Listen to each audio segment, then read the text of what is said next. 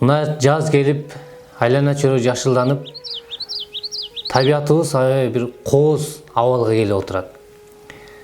Бул биздин Кыргызстан деген өлкөбүз өтө бир дүйнөдөгү эң жакшы, мыкты өлкө деп айтсак болот. Анткени бизде 4 мезгил бар.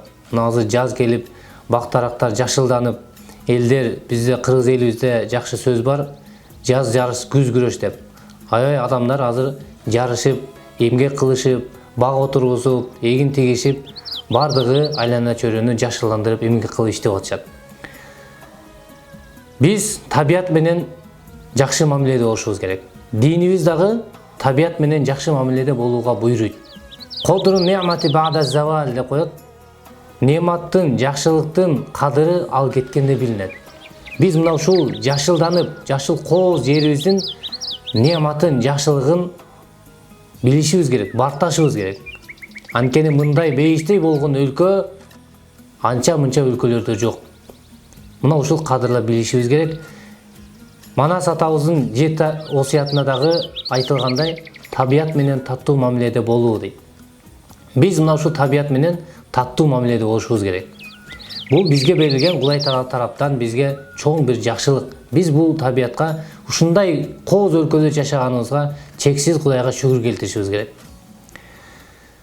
Күндөрдүн биринде бир бай падыша өзүнүн жан жөкөрлөрү менен жолдо баратса, мына ушундай жаз учурунда жолдо баратса, жолдун жээгинде картайып калган бир абышка бак отургузуп атыптыр.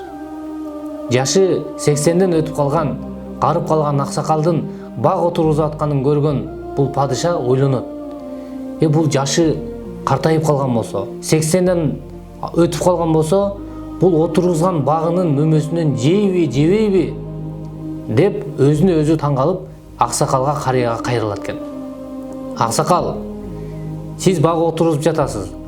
Бул бактын мөмөсүнөн жеймин деген үмүтүңүз барбы? Жашыңыз дагы бир топко келип калыптыр деп суроо узатат.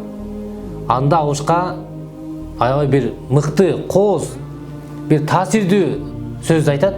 Бизден алдыңкы адамдар, ата-бабаларыбыз бакты отургузуп кетишти. Биз анын отургузуп кеткен багынан, мөмөсүнөн жеп пайдаландык. Отунун пайдаландык. Эми биз отургузуп кетсек, бизден кийинки муундар мунун мөмөсүнөн, отунан пайдаланышат деген сөз айтат экен.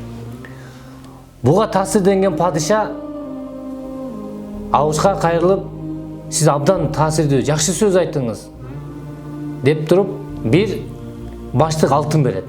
Карыя жылмайды. Падыша сурап, эмнеге жылмайып атасыз десе, аксакал айтат экен: "Ол урматтуу падышам, адамдар бак тиксе, ал бир канча жылдан кийин жетилет. Андан кийин мөмө берип баштайт. Ал эми менин отуруп жаткан, тигип жаткан багым али тигип тигелек мөмө берип баштады" дейт. Бул сөзгө таасирденген падыша дагы бир баштык алтын берет. Бул карыя, аксакал дагы бир күлөт.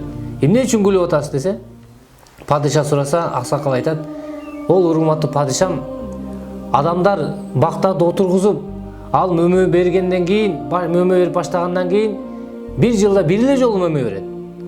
Ал эми менин бул тиккен багым али тигип тигиле элек бир жылда 2 жолу мөмө берип атат" дегенде, падыша дагы бир даанышман сөздөрдү айтып, "Мен алтындардын баарын алып албасын" деп, желдеттер менен, жан жөкөрлөр менен басып өтүп кеткен экен. Бизден алдыңкы ата-бабаларыбыз бактарды тигип отургузуп кетти, эмгек кылып кетти. Биз алардын эмгектеринен, отургузган бактардын мөмөлөрүнөн жеп, отундарынан пайдаландык. Эми биз дагы бактарды тигип отургузуп эмгек кылып кетсек, бизден кийинки муундар анын мөмөсүнөн пайдаланып, отунунан пайдаланат. Табият менен таттуу мамиледе болушубуз керек. Пайгамбар саллаллаху алейхи ва саллям айтат: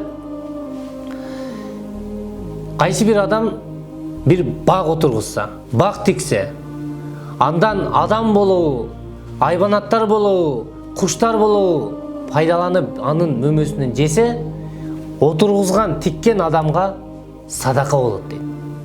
Динибизде дагы мына ушул табиятка өтө жакшы көңүл бурган. Анткени бул дагы бир чоң неамат, жакшылык Аллах Таала тараптан бизге ушундай берилген.